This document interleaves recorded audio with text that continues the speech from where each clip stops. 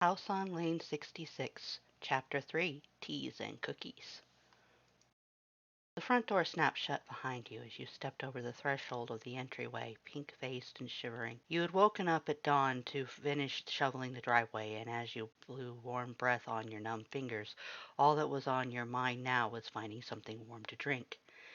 Using your hands to reshape the snow boundaries of the drive had been a stupid idea. Unfortunately for Unfortunately, Unfortunately, using your boot prints had made it look, as Milord so eloquently put it, shoddy. You sorely regretted not asking Papyrus last night if you could borrow a spare set of his mittens.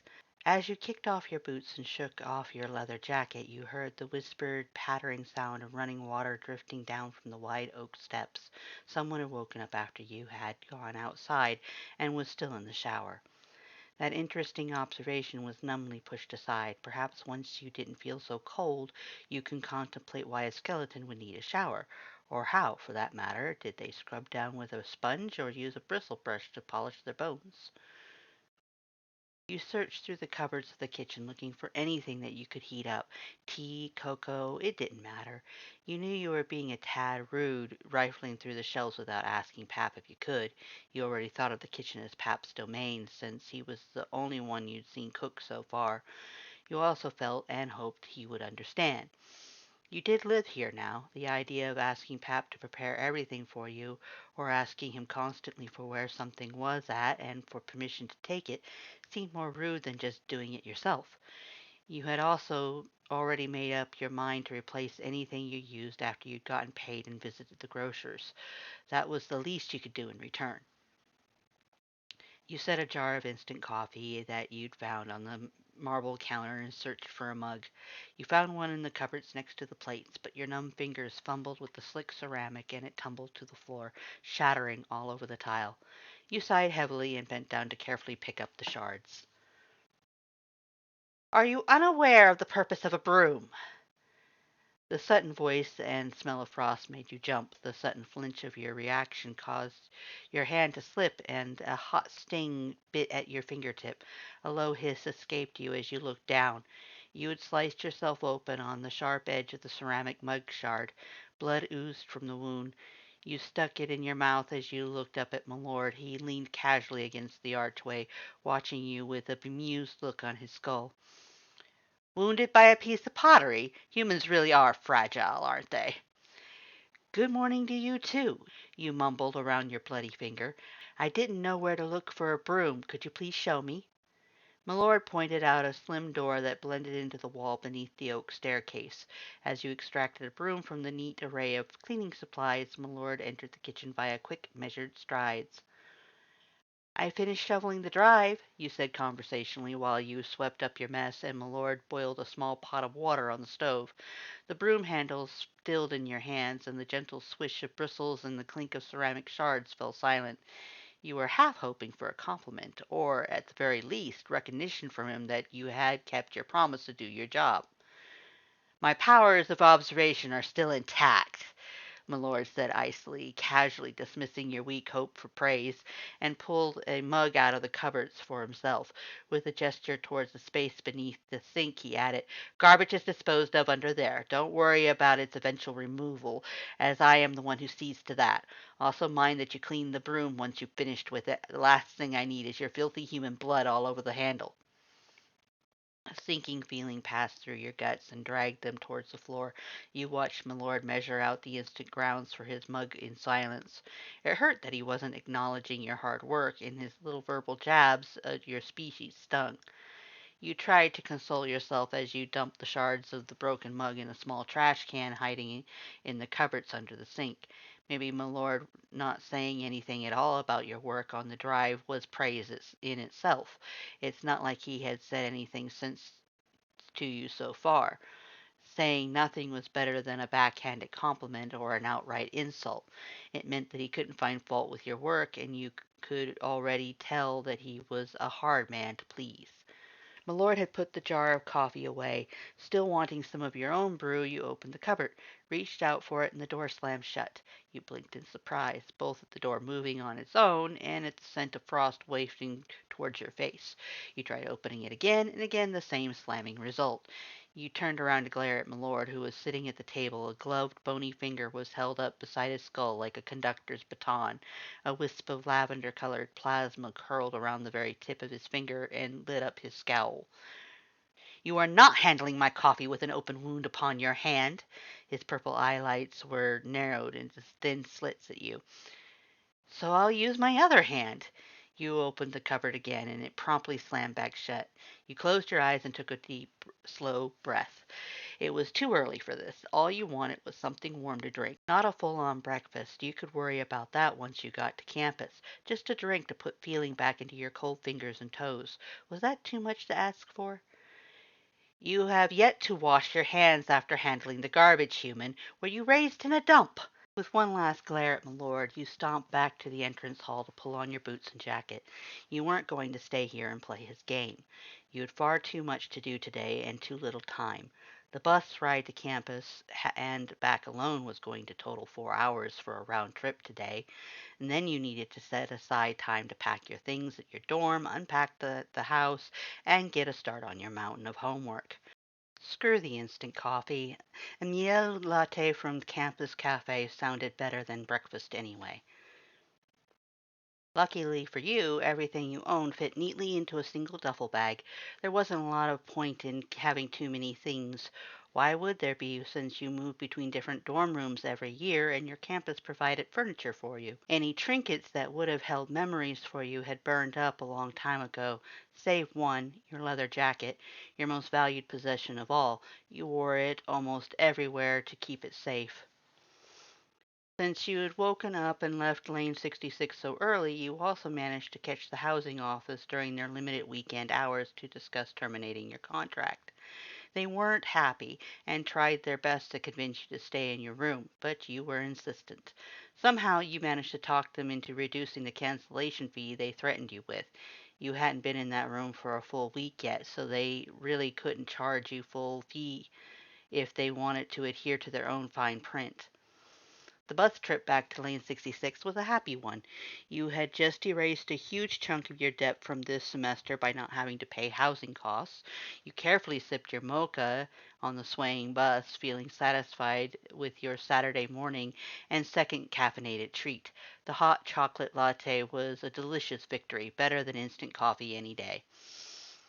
The front door clicked shut behind you, and you adjusted the duffel bag on your back before taking off your boots. An argument drifted into the entrance hall from the kitchen, and you couldn't help but overhear. Must have told you 1,000 times that I needed that paperwork finalized today, Milord's icy voice snapped. You tilted your ear towards the kitchen archway, curious, and took a few steps towards the voices. Must have forgot about the fine print.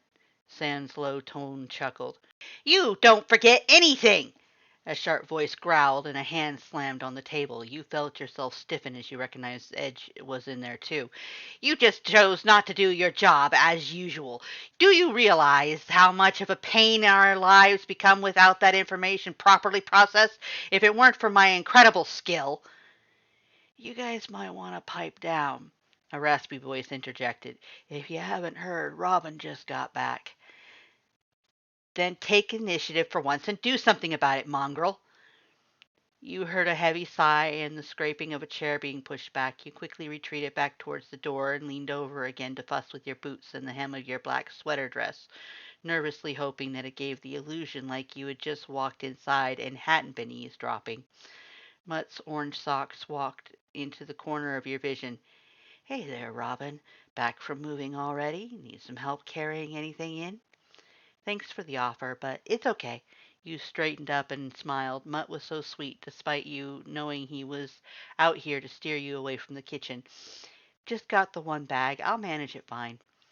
Half of the bone on Mutt's brow lifted in a way that strongly reminded you of a human raising their eyebrow. His red eyelids looked your duffel bag over. That's it? Easy, right?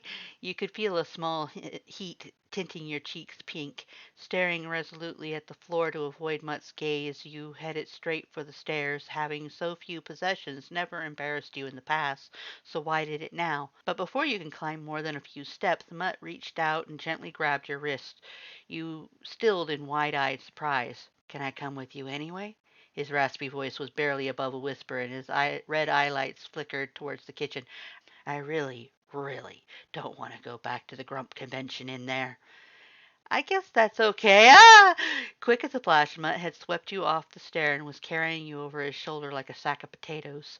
One of his bony hands was holding you in place by the small of your back and drifting dangerously close to your butt. You beat your fists against the back of his black hoodie, your face burned with embarrassment. What are you doing? Put me down! Nope. You won't let me carry your bag, so I'm just going to carry you.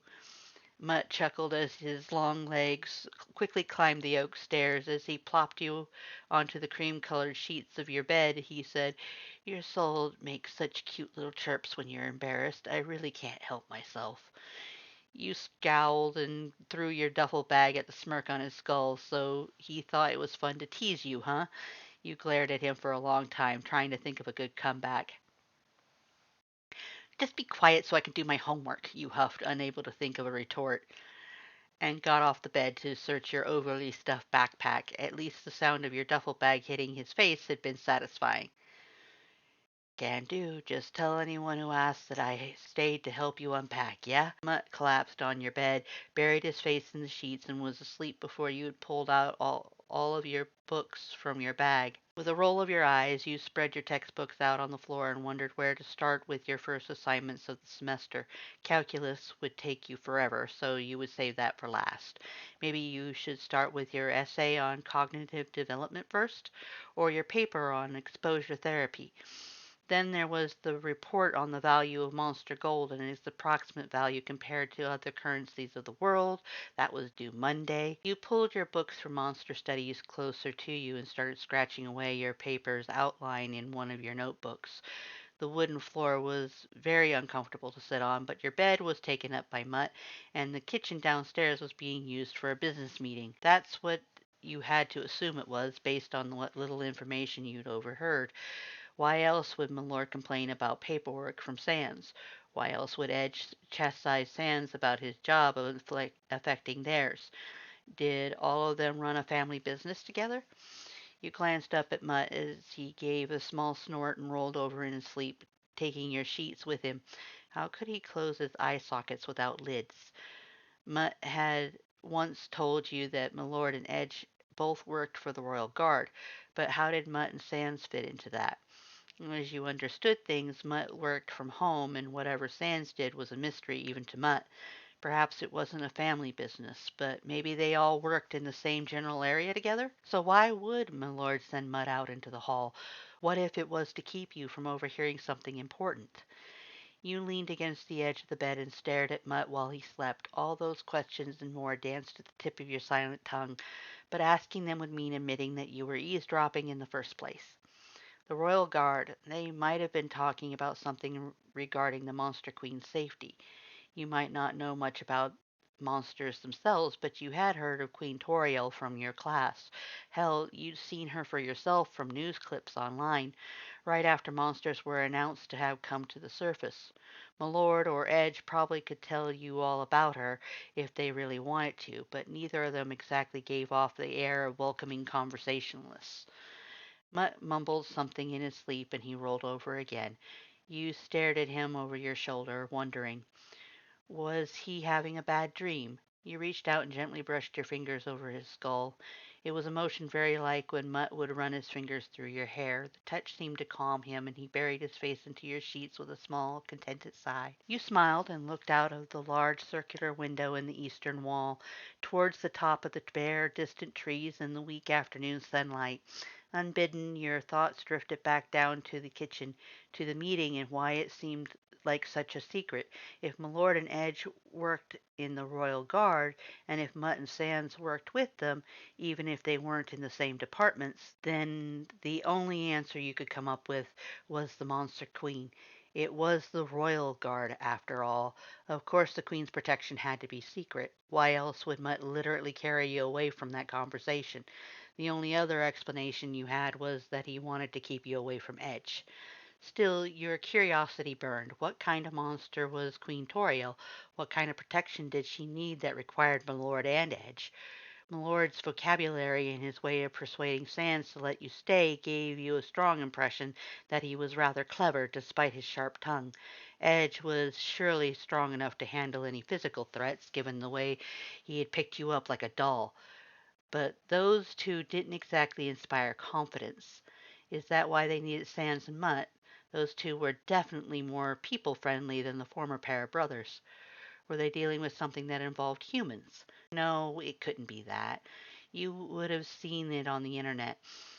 You didn't have social media since you didn't have any friends, but you still kept yourself up to date on the goings on of the world. There was a huge news piece almost a year ago about the emergence of monsterkind. Or if it was very recent, would it have been a story at all? If there was a brand new development, there was a strong chance that the story of whatever was currently transpiring away from prying eyes. The news was strangely quiet after the initial exposure of the new species. You'd expected daily, if not hourly, stories about the strange new race. You expected stories about their culture, about their encounters with humans, about their queen, and the rumor of magic. But there was nothing. Even your monster studies class had barely enough information to call itself a studies. Maybe whoever was pulling the network strings was trying to give humanity time to accept that monsters existed in the first place.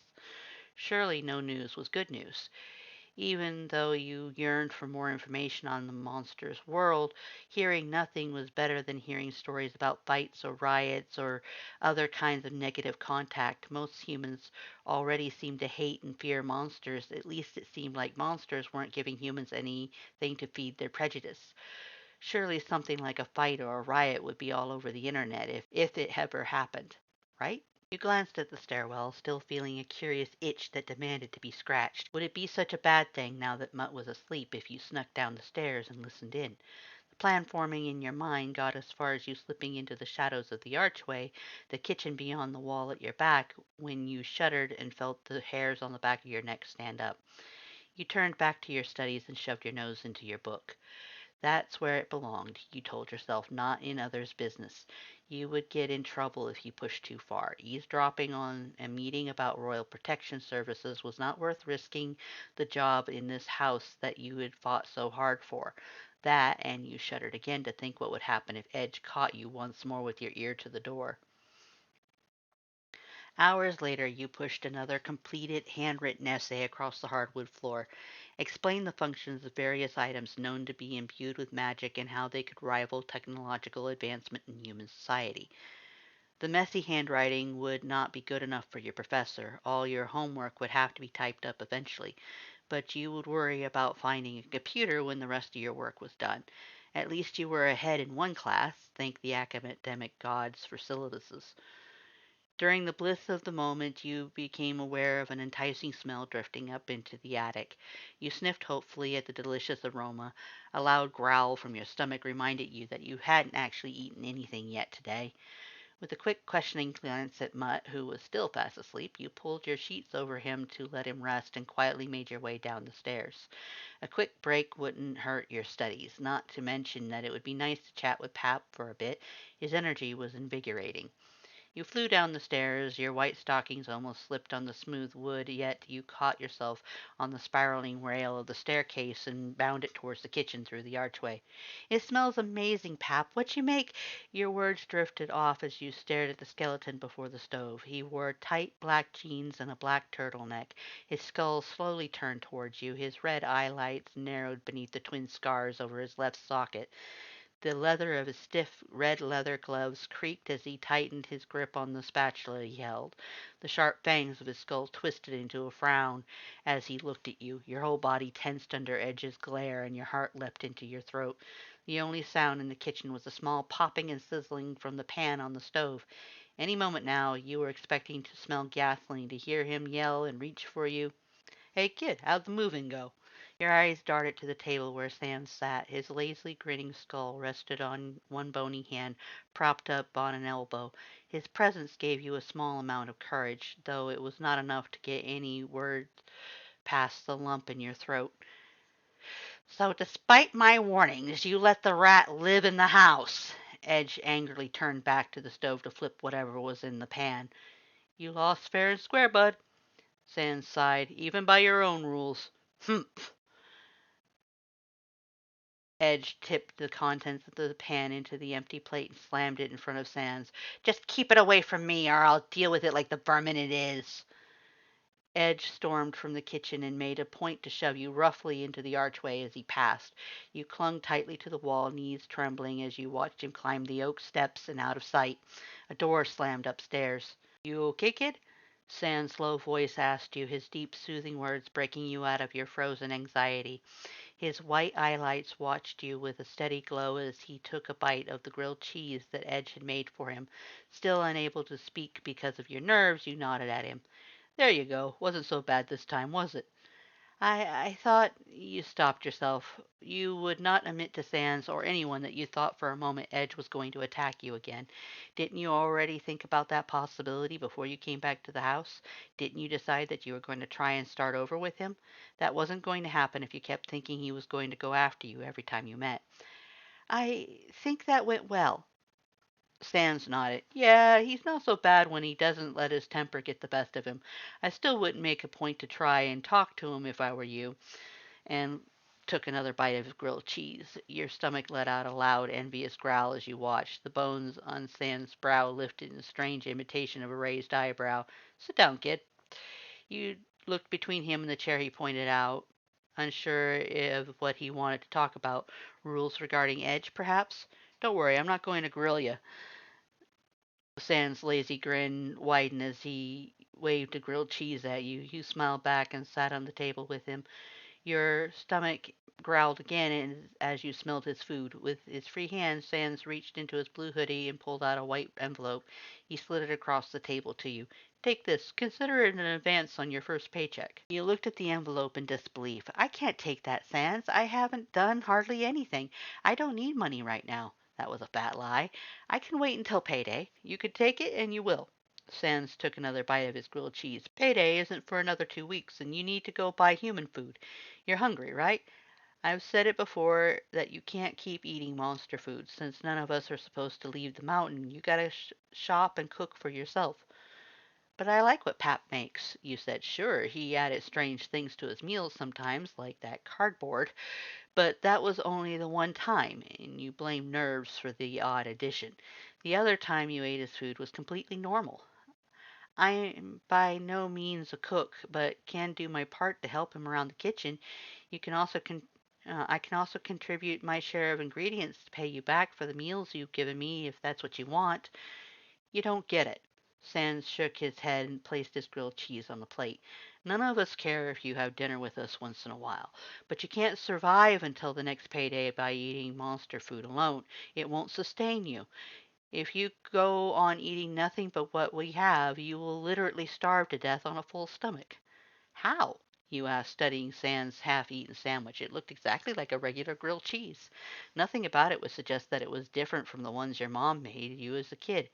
"It looks and tastes the same, and you cook it the same way. I don't understand. Monster food is made of magic. It has no nutritional value to humans." Sans spotted your hungry gaze and took the grilled cheese back. "And the reverse is true for us. Human food can give us a buzz if it has sugar or caffeine, but we'll die if we can't replenish our magic." "So I've been eating magic."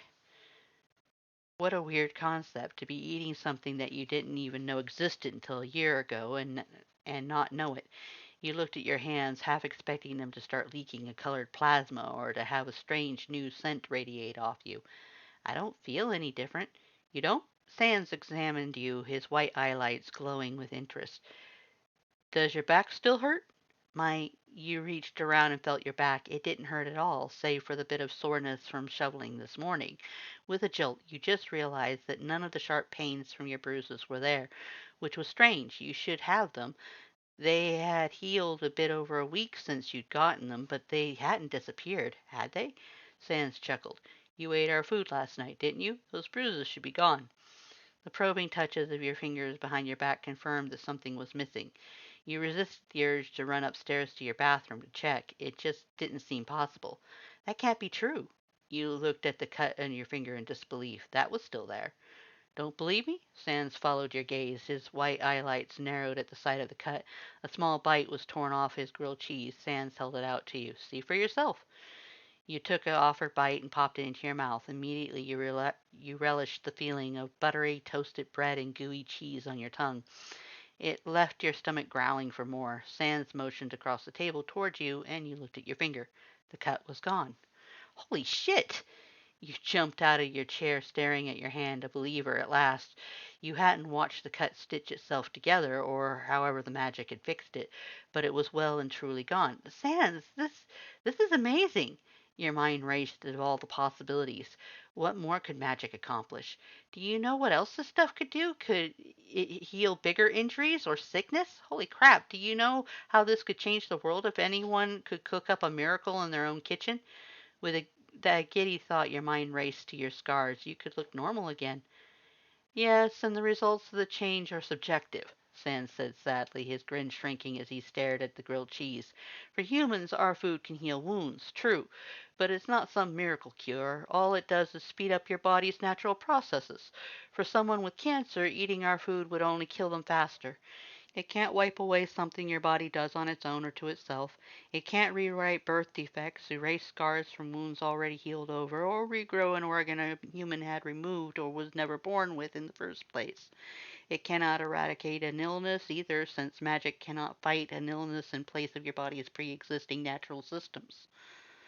The hopeful smile fell from your face as you sat back in your chair. So much for getting ahead of yourself, thinking you could get rid of your scars. But Sans, this could still help people, not just heal them physically, but the rift that's between our species. A lot of humans are afraid of monsters. If monsters gave humans something that could help them, heal them, it would do a lot towards changing their feelings. Sans sighed and popped the rest of the grilled cheese in the void behind his jaw. There are billions of humans, kid, and only one place monster food is made, the underground. If we start giving away our food just so humans will like us, we'd all starve. It's best if humans believe our food is the same as theirs and they don't figure out what it can do, understand? You thought about this information and nodded in agreement. If humans ever found out about a thing that can magically heal their wounds, even if it wasn't a miracle worker, they would want it for themselves. Humans already fought each other for resources like oil and diamonds, things that weren't necessary for survival. If people would trample each other over something as superficial as that, then it stood to reason that they'd have just as little regard for another species. A silent resolve took root in your heart. You wouldn't say anything that might turn humanity's greedy eyes further towards monster kind. So take the money. Sans pushed the envelope closer to you and go get yourself something to eat. If you take a cab, make sure you don't have them drop you off in front of the house and let one of us know before you leave if you think you'll need help carrying things in. I'm sure I don't need to explain why the less contact this house has with humans, the easier things are. Despite feeling that you still didn't deserve an advance, you took the envelope in hand. Your gaze fell bashfully to the tiled floor. Thank you, Sans. I really appreciate you and everything you've done for me. At least someone does. Sans' lazy smile was back on his face, along with a hint of blue on his cheekbones, and he leaned back in his chair. Cash you later, kid. Stay safe out there. He was gone in a blink of an eye, leaving only the scent of damp wood behind. You stared at the thick envelope in your hands, thinking about everything Sans had told you. How did he know so much about the effects of monster food on humans? Then again, he also was the one to interview you for the job, and he hadn't seemed too curious about you, unlike many of the other brothers, so you couldn't have been the first human he had met. How many humans had he interacted with before? Didn't he once say that he hadn't expected a human to answer his ad? So that ruled out other applicants. Your speculation was cut short as you opened the envelope and stared in shock at the wad of green concealed within. This had to be at least half your paycheck, if not more, much more. What in the world was Sans thinking? He must trust you an awful lot to just give you this much money before you had done the work to earn it. Maybe it was a show of respect for your conviction, a show of gratitude for how hard you fought to get the job to stay among his brothers despite knowing the risks. Stuffing the bills back into the envelope, you slowly made your way back to your room. It was awfully tempting, with that much money, to go out and spend it on an indulgent shopping spree. This was the first time in a very long time that you had that much money in your hands. A stern reminder to yourself pointed out that you had a semester of college to pay for if you wanted that degree. You couldn't go spending anything on clothes or books or whatever else you wanted. If you were going to buy anything, it would be a lockbox. You were going to use it to save every penny you could until the debt was paid off and that degree was in your hand. Upstairs in the attic, you found Mutt was still sprawled out in your bed. You rolled your eyes at him, wondering how someone could sleep so much, and sat on the floor. Opening to a blank sheet of paper from the back of a notebook, you began your grocery list. "What's mascarpone?"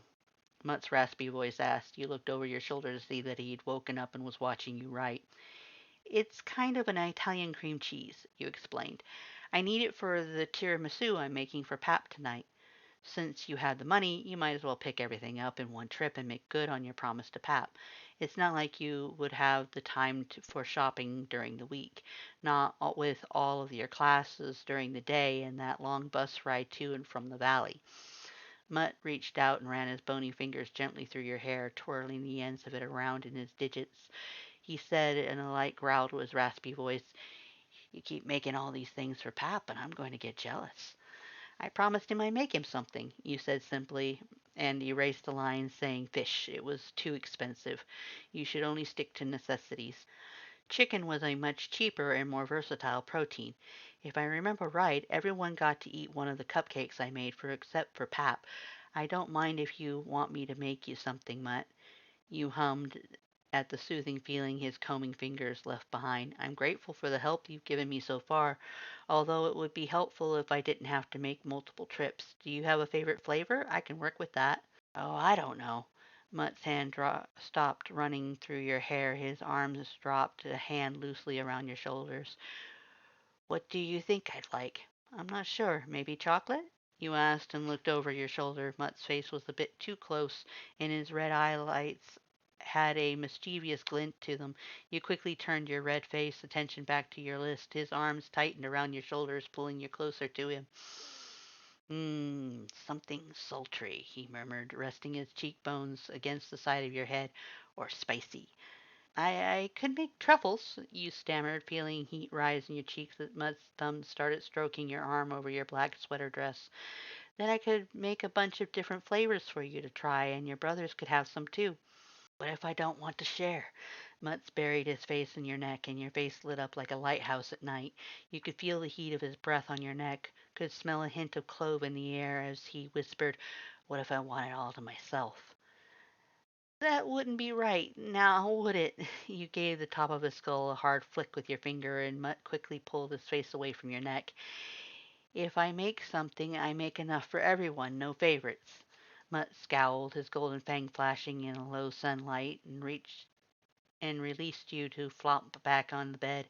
"That's no fair, Robin." "It's exactly fair. That's the point." After jotting a few extra things down, you ripped your grocery list from your notebook and stuffed it into the pocket of your sweater dress. The color had leveled out on your face again, and you stood to face Mutt. "All right, enough napping. Out." Mutt buried his face in your sheets. "Nope." "Come on, I gotta get to the store." "So go then. I'm staying right here." You rolled your eyes at his stubbornness and grabbed the black sleeve of Mutt's hoodie, attempting to drag him out of your bed. For a skeleton, he was surprisingly heavy. Even with your best effort, you only got his torso halfway onto the floor before you lost your grip and fell back onto your butt. "Good try, Robin." He laughed at you, a raspy cackle. The top of his skull barely kissed the floor as he hung upside down off your bed. His arm hung limp, and he made no move to shift himself. "Maybe the next one will do it." Scowling, your cheeks pink once again, you climbed onto your bed and grabbed Mutt by the orange socks. Lifting his ankles with all of your might, you pushed him the rest of the way off your bed and onto the floor. He very nearly rolled over himself, but slumped onto his side at the last moment. "There," you panted from the effort. "Now get out." "I can't," Mutt chuckled, grinning broadly. "I forgot how to walk." "I swear to God, Mutt, if you make me drag you downstairs, I'm going to make sure your skull hits every single step on the way down." All right, I'm up." Mutt still had that grin on his skull as he slowly climbed to his feet and meandered to the narrow stairway. "I can take a hint." "Apparently you can't." You threw your pillow at him. It missed by several feet and slid across the wooden floor. His raspy cackle drifted back towards you as he disappeared down the narrow steps. Dropped your bags onto the kitchen table and wiped the sweat from your brow with the back of your sleeve. Even though you'd taken a cab back from the grocer to save time, you had them drop you off at the bus stop at the base of the mountain. The long hike up the road to get back to the house before the sunset had not been fun. You sorely regretted not taking Sam's advice to have a cab drop you off closer to the driveway. The greasy food you had eaten for lunch at that fast food restaurant had turned in your stomach the whole hike back. Now you had the small issue of finding a place to put all your groceries. You had been hoping to find Pap in the kitchen to ask him what he would like you to do, but he was strangely absent from the house today. Now that you thought about it, you hadn't seen most of the other brothers either. It was starting to worry you a bit before you remembered that it was the weekend. Of course the brothers would be out doing other things. They were confined to Mount Ebbet, not to the house. You had just gotten so used to seeing everyone at Lane 66 that it seemed strange to think that they'd ever leave. But staying inside without ever leaving was the kind of behavior reserved for people with agoraphobia or severe social anxiety, or people who just like to be by themselves. Where did the brothers go when they left, you wondered? They must go back to the underground if they didn't fancy a nature walk. Or were there already places that monsters had built on the surface to expand their country? Did they have parties in the woods to celebrate their new territory? Did they go to movie theaters or project films onto cliff sides? Or did the brothers prefer the places of the underground to visit cafes or shop at malls? A small pain twinged your heart as you thought of all the things you used to do with your friends back in your early years of high school. You hadn't done any of those things since then. There hadn't been anyone to do them with. There was a shelf in a cupboard to the left of the sink that was mostly empty. A few minutes of careful rearranging and it was ready for your dry goods. You hadn't brought too much. Non-magical food was only good to feed yourself, and the shelf was more than accommodating for what you needed. From one of the grocery bags you pulled out a pack of note cards and a marker. Folding one of them in half, you wrote human food on it and stuck it among the cans. Aside from some of the strange branding on the brothers' food, it all looked alike to you. You hoped that this simple label would be enough to prevent mix-ups. The fridge was a different story. There wasn't a lot of shelf space there, as it was a very limited space to store food for 8 skeletons, but you decided to make do with one of the neglected crisper drawers at the very bottom. As you were writing out another labeling card, you smelled sweet rot drift over the tiles. "Hey, Butch," you said cheerfully without turning around, recognizing the scent. "How's your day been?"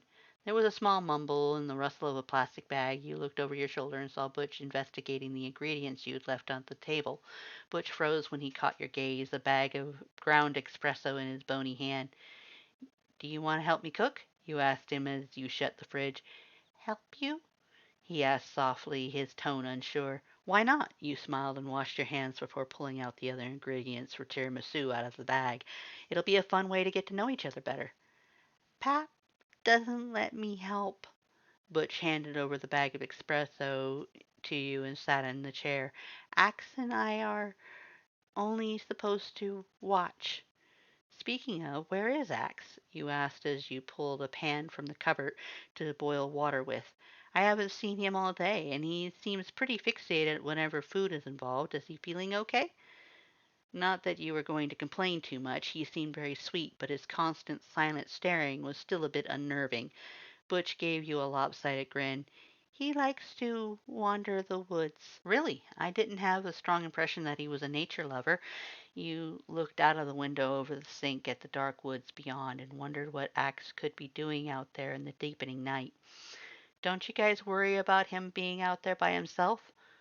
Butch shakes his head at your question. "Axe is very strong. He comes back when he's hungry." You giggled. As far as you understood, Axe was always hungry, or at least always ready to eat food, so that wasn't saying much. "Well, as long as you think he's okay, I won't worry. Could you please bring me the paper filters and the funnel so I can get this espresso going?" "Not supposed to." Butch gave the ingredients on the table a longing look. Instead of reaching for them, he fidgeted with the frayed cuffs of his red hoodie. "Why not?" you asked and crossed the kitchen to him, a hand on your hip. "I don't mind if you'd rather watch, but if you want to help, then go right ahead. Just because Papyrus doesn't like people helping him cook doesn't mean I feel the same way." "I want to help, but I'm still not supposed to. I like to A gray flush appeared on his cheekbones. Try the ingredients. Well, that's perfectly okay. You put the espresso back in his hand and gently pulled him out of the chair. My mom always said a good cook always tries their food as they go. It's how they know they haven't over or under seasoned what they're making. Come on, wash your hands and then I'll show you how to do a pour over for espresso. We'll need it for the recipe. A shy, lopsided smile graced Butch's skull as he let you guide him towards the dark marble counter. He refused to pull up his sleeves as he washed up in the sink, which you found odd, but you decided it didn't matter as long as his bones were cleaned before touching food. It's easier to make espresso in a coffee pot, but I didn't think you guys had one since there isn't one sitting on the counter and there's only instant coffee in cupboards, you said as you put the funnel in a mug and lined it with the paper filter. A pour over works too, but even if it takes a bit more effort. Personally, I prefer this method when I'm making desserts and use coffee in them.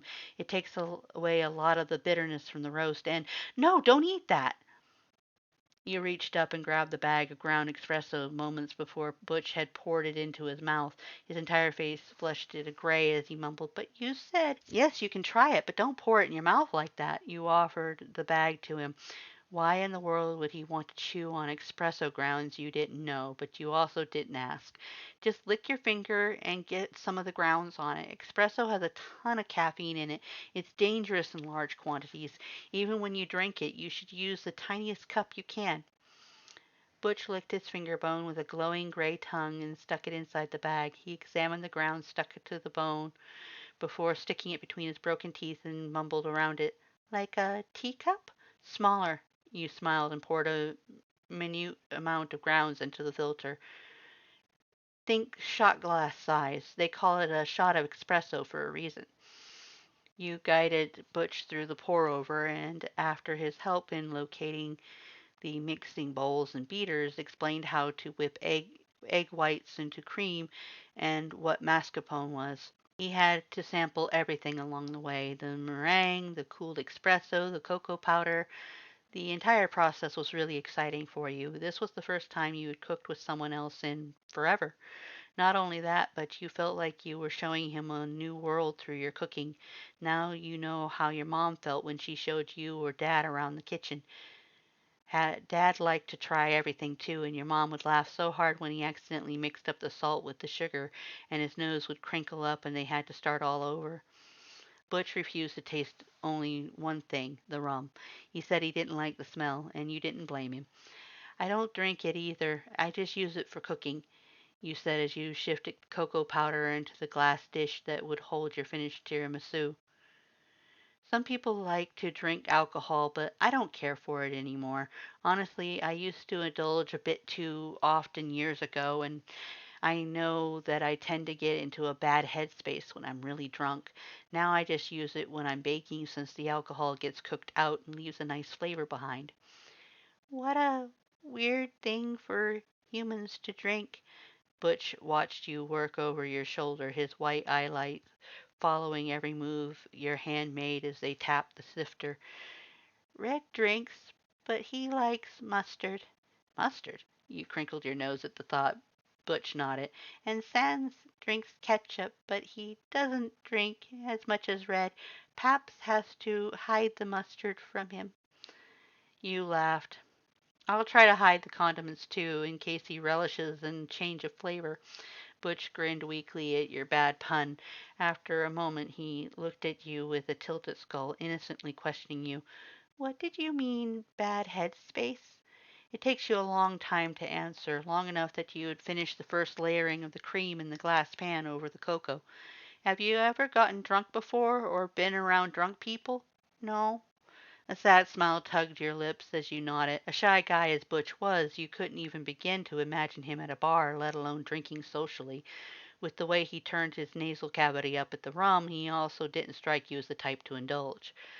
Some people can have a lot of fun when they're drunk. Sometimes it stays that way, but for some people, like me, they get to a point where too much makes them sad. Personally, I remember things I would rather forget. Like what? You stared at the half-finished dessert, then slowly shook your head. I'm sorry, Butch. I'd rather not go into it. You had never talked about that event to anyone except your therapist. Once had been hard enough. I'm sorry. Butch stepped back and stared at his bare, bony feet. I didn't mean to push you to share. Your heart melted as you watched him nervously pull at the threads of his red hoodie. He was such a sweetheart.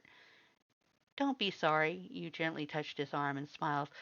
Let's just forget about it. We're almost done with the tiramisu. All that's left is to soak the lady fingers. You went over to the almost empty bags and fished the cookies out from the plastic. Sure, they were store-bought instead of homemade, but you couldn't spend all night baking. You had essays to finish. I bet you'll love these. I'll eat some too. Butch? You looked up from the packet of cookies to see Butch's white eyelights had shrunk to pinpricks. He was staring at the package in your hand, his mouth opened in horror. What? Lady? He stammered. You're eating other humans? What? You looked down at the cookies and laughed. No, these aren't actually lady fingers. It's a nickname. They're just cookies. Others? Butch crouched down on the floor. His breath was coming in shallow gasps, and he cradled his skull in his shaking hands. No, you can't. Eating, no. Butch, you dropped the cookies and rushed to his side, panic rising in your chest. Something was clearly wrong. Something you had said had triggered a traumatic response, and you had a strong feeling what it was. Butch, look at me. They're just cookies. No human in them at all. Butch, look at me. You reached out and touched his skull. He flinched at the contact, but didn't freak out or smack your hand away. Slowly, you tried again until his face was cupped in your hands. You gently turned his gaze to look at yours. His eyelights were pinpoints, barely there, and staring off at something only he could see. The tremor in his hands had gotten stronger until his whole body was starting to shake. Your stomach dropped out of you. You could recognize a flashback disassociation. How often had you done it yourself? Butch, look at me. Listen to me, you said firmly, gently, and stared into his quivering eyelights. I'm going to help you come back, to ground you, but you need to try with me, okay? Just tell me 5 things that you can touch right now. Dust, snow, tremor. 5 things in the kitchen, Butch. You took one of his shaking hands and put it to the side of your head on your hair. Feel that? What is that? Hair. That's right. You move his hand down to your shoulder, the soft fabric of your sweater dress. Now, what else? Sweater? You're doing amazing, you smile at him. It was easy to shove your own panic into a box, to keep calm for his sake. You moved his hand into the floor. Just 3 more things to tell me what you can touch. Tile. The light in his eyes dilated a minute amount. Skin and hoodie. Good. He was starting to come out of the memory. What 4 things can you see? The white lights moved a little, widening a little more. Table and chair, tile and you. You nodded. It was okay to repeat objects. 3 things you can hear. Birds. His eyelights darted to your chest. Breathing and he started to shake again. You gently pulled at his shoulders, unsure if he was the kind of person that would want physical comfort. When he didn't flinch away, you slowly pulled him into you. Soon his skull was against your chest and his legs were sprawled out across the tile. Your arms were wrapped around him as you sat on the floor together. His bony hands gripped your sweater dress tightly as if he was afraid you were going to disappear. What else can you hear? Beating drum. He must have meant your heartbeat. 2 things you can taste. You hoped this one would be easy. You just sampled almost every ingredient in your dessert. Espresso and cream. Excellent. You reached up and softly ran your fingers over his skull. Just one more, Butch. Tell me one thing you can smell. Butch buried his face into your chest and wrapped his arms around your waist. You heard him breathe deeply. Lilies. You like a lily. You couldn't help but chuckle a little. He thought you smelled like lilies. That was really sweet of him. How are you feeling now? A bit better? Butch nodded, squeezing you just a little tighter. Relief flooded through you. I'm really, really sorry that something I said triggered this. Do you want to talk about anything? He shook his head. That's okay. You kept running your fingers over his skull. He didn't have hair, but you hoped that the gesture was helping to calm him like it was to you. You don't have to if you don't want to, but if you ever do, if you ever need me, I'll always be here for you, okay? No matter what time, even if it's in the middle of the night, just come and find me. If I'm in class, just steal someone's phone and call me. I'll always answer, okay? Butch nodded. He refused to pull his face away from your chest. You sighed, feeling your heart go out to him, and rested your cheek on the top of his skull. What in the world happened to him? When he was out of it, he was reliving his memories. He'd been fine until you said lady fingers. You felt your hands tighten around him and pulled him closer. You had a guess as to what he had been through. Something had to do, and it pained you to know how heavily the memory weighed upon his soul. Thank you, Butch mumbled into your sweater dress. It's okay, Butch. You stopped him from trying to explain himself. I understand. Probably better than most. Disassociation happens to me too sometimes.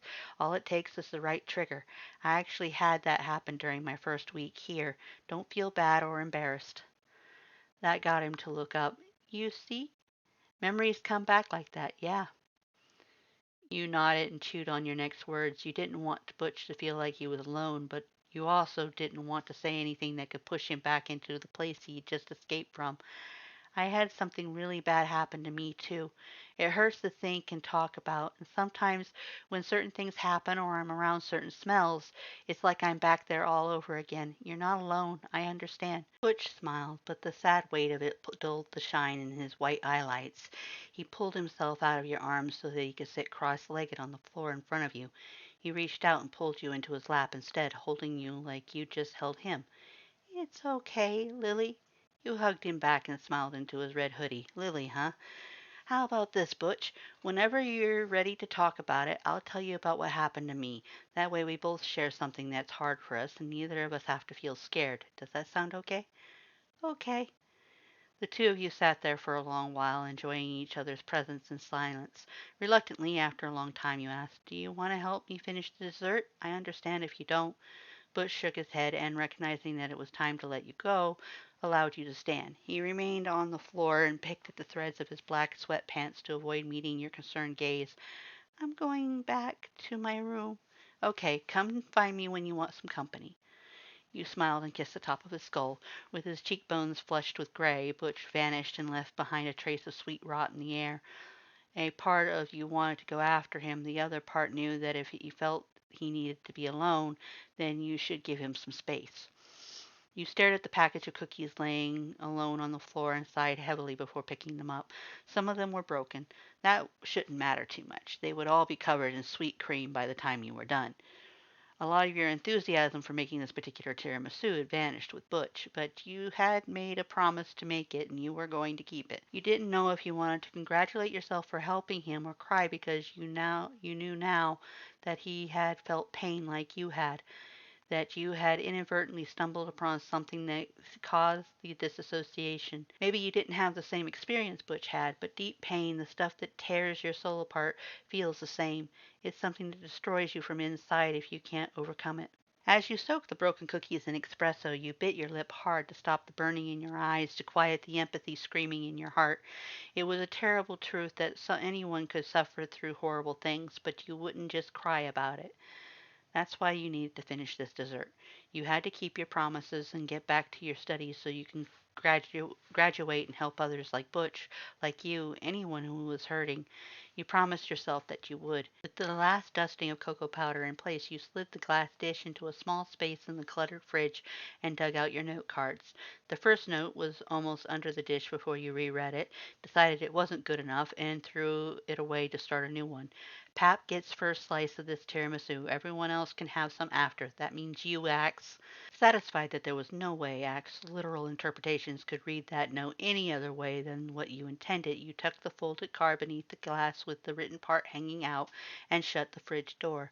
Then again, Axe wasn't allowed near the fridge, so maybe you didn't really need the note at all. You turned back to the kitchen to glance over the mess you made. You'd always been rather clean while you baked. It wouldn't take long to pick up. Cleaning also helped lift your gloomy mood. As you stared at the mug of leftover espresso, wondering what to do with it so late in the day, a vindictive smirk came over your face. How jealous would Milord be to find out that you had better coffee than him? All you needed to do was boil some milk and add this to it in the morning, and you had a latte. He didn't even know what he was missing. A chuckle escaped you that chased away the feeling of vindictiveness. He probably didn't know, really, if he drank instant coffee. You thought about making him a latte tomorrow morning. Hadn't your mom always said to be the bigger person? If Milord didn't want to share his coffee with you, then you would have to be just that and share first. It would be nice to get on his good side. The vindictive smile came back. If he wanted another latte, then he would have to ask you for it, nicely. You doubted that he knew how to do a pour-over. If there was only instant coffee in the house, it seemed equally unlikely that Milord would think to ask Butch to make coffee for him. With the kitchen scrubbed clean once more, you began the climb up the flight of stairs to return to your studies. Humming to yourself, you split the espresso you had made into 2 mugs, adding just a little bit extra to your own for a small boost. You had stayed up late last night finishing your essays, but you still had those calculus problems to tackle today and the type-ups of your completed assignments. Your math homework was already out on the kitchen table, waiting for you to work on it. The fact that you were almost finished with your schoolwork made you feel confident. If you finished everything by the end of the morning, the day was yours to do with as you pleased.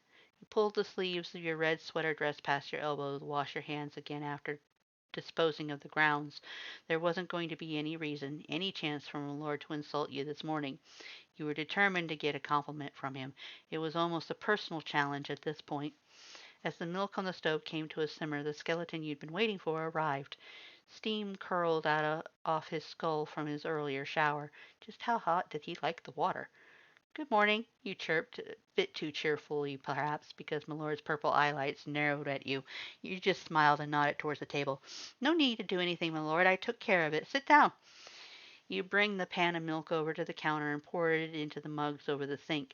As you set Milord's cup at the table, you said, "I made you a latte. It's a human one, yes, but you can still feel the caffeine, right?" Milord scowled and stood stock still under the archway. He glared at the mug that you'd set out for him, his arms tightly crossed over his leather military jacket. Before you complain, you rolled your eyes, anticipating his complaints as he parted his pointed teeth. "I wash my hands before touching anything, after handling garbage, and I washed the pans and mugs before using them. And I got my cut all healed up yesterday." You wiggled the digit before his eyelights so he could see the truth for himself. "Does that satisfy you, O Lord of Lemon Pledge?" If it didn't, there was always the backup plan. "Your stockings are wrinkled," Milord grumbled and took a seat at the table. You snorted and brushed out your black stockings. For him, that was a pretty weak insult. He just he was just nitpicking because you hadn't given him anything to complain about. You took the seat across the table from him. You steepled your fingers, watching him. A small smirk tugged at your lips as he picked up the mug. His eyelights flickered between you and his latte. "Well?" you asked, your voice a mischievous purr. "Go on, try it. I'm waiting to hear your approval, sir." A small tint of lavender creeped across his nasal ridge. He picked up the mug with a gloved hand, stared into it, and said icily, "You poisoned it, didn't you?" You laughed. "No, I didn't. You're just afraid you'll like it and that you'll have to finally say something nice to me." As his purple eyelights flickered between you and the mug, you felt your grin widen.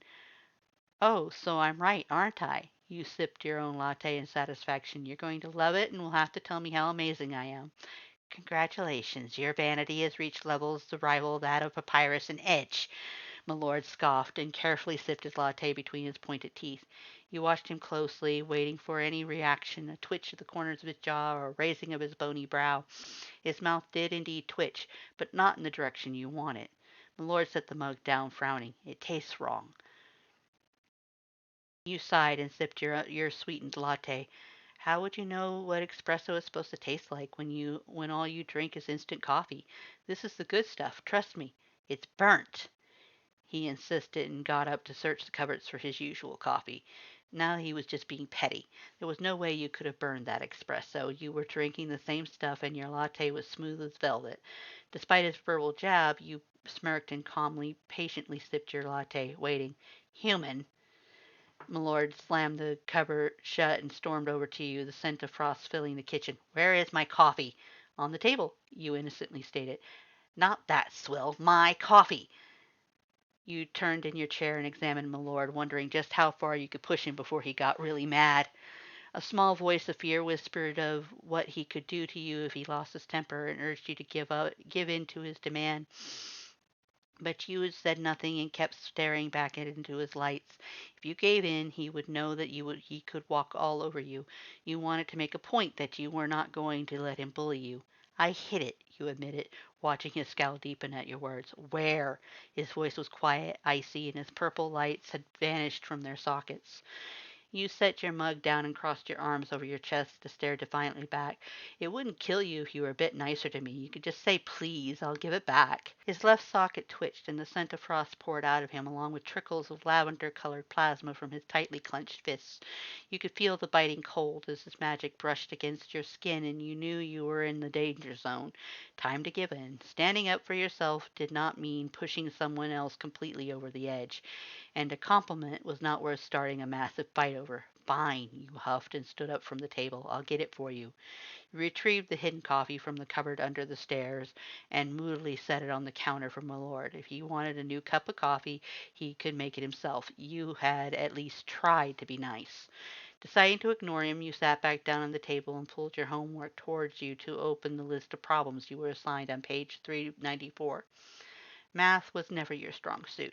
You'd put off the final credit you needed until your last year, and you deeply regretted it. As you stared at the page of numbers and symbols made about as much sense to you as Egyptian hieroglyphs, you started chewing on the end of your pencil, not knowing where to begin, but knew that you had to try anyway. The kitchen was filled with the quiet sounds of you scratching away in your notebook, occasionally typing an equation into your calculator, and of my lord washing his mug as water boiled on the stove.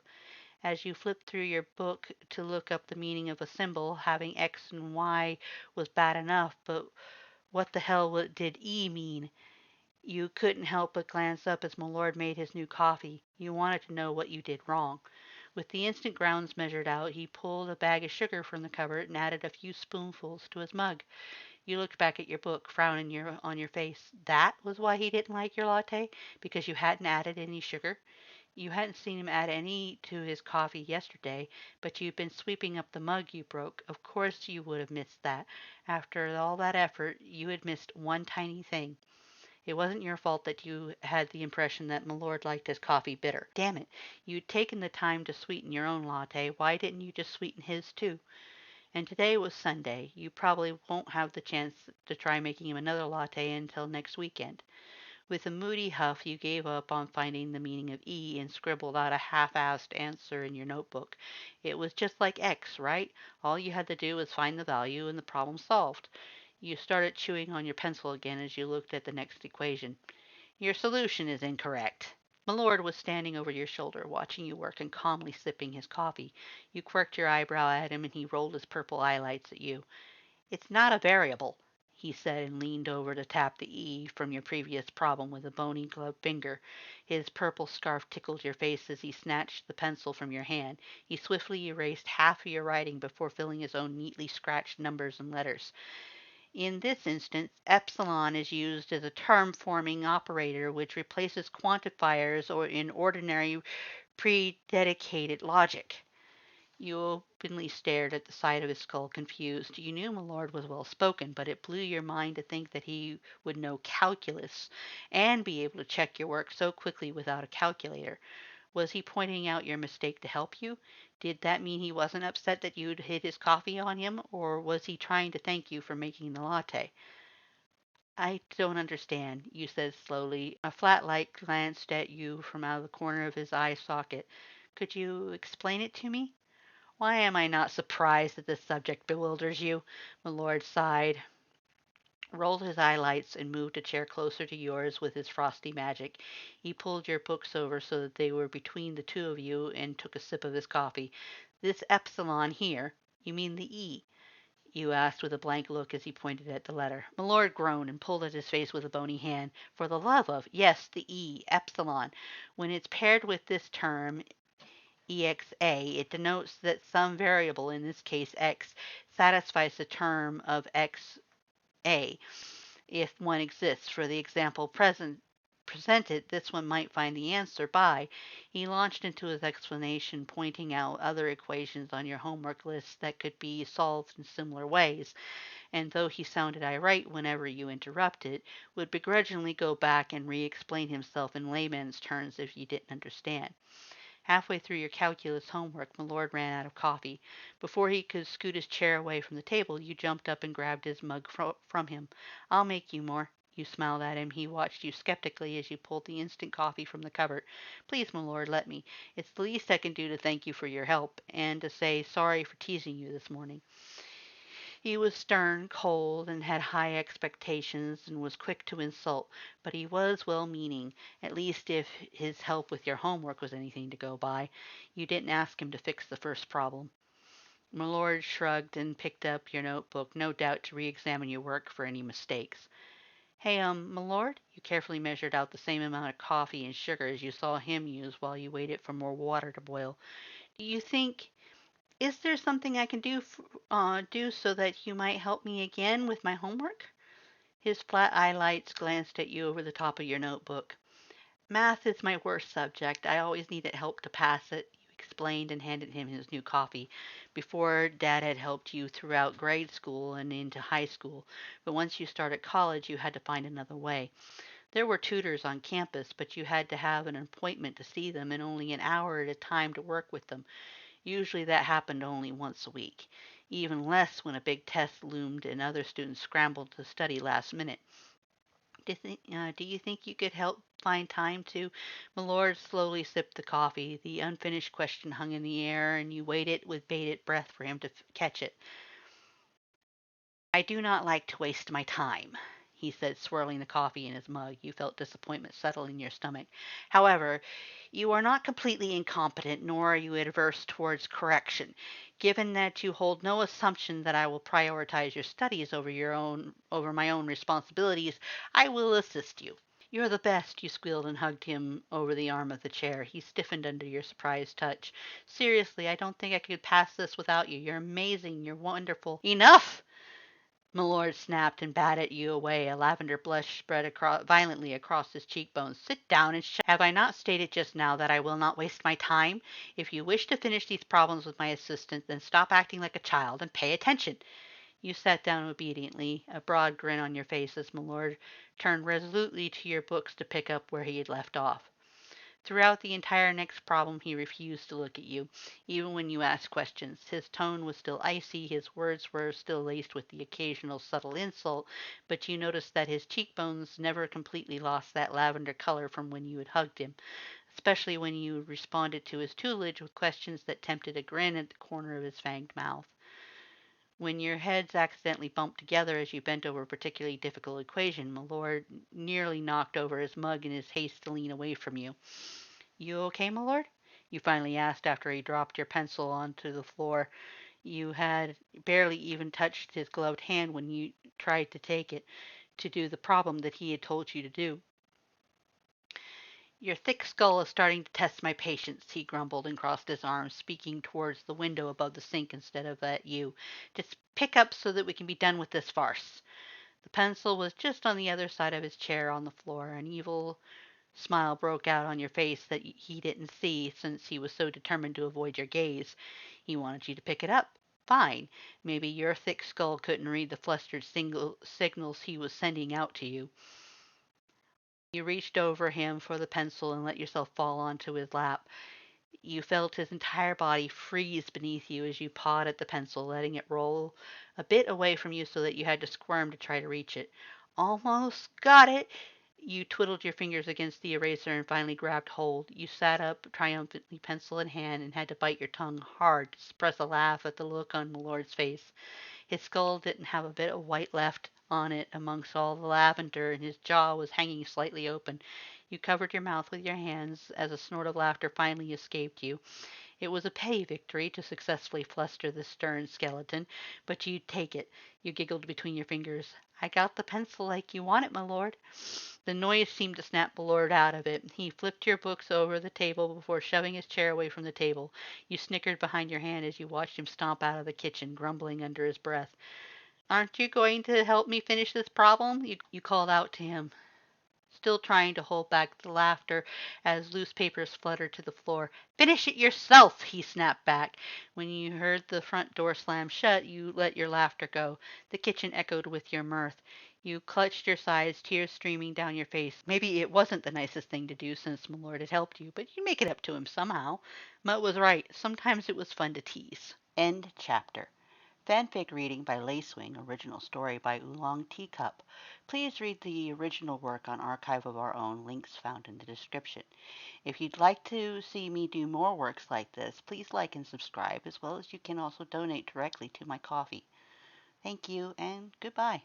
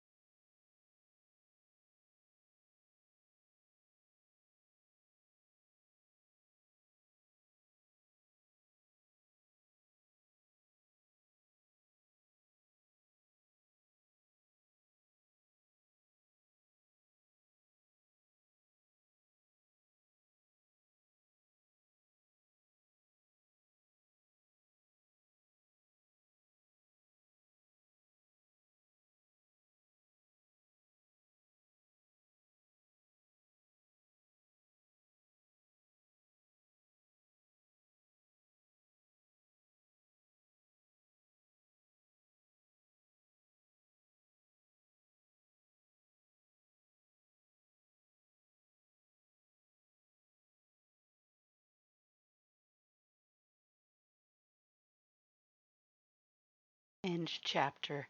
Fanfic reading by Lacewing, original story by Oolongteacup. Please read the original work on Archives of Our Own, link found in the description.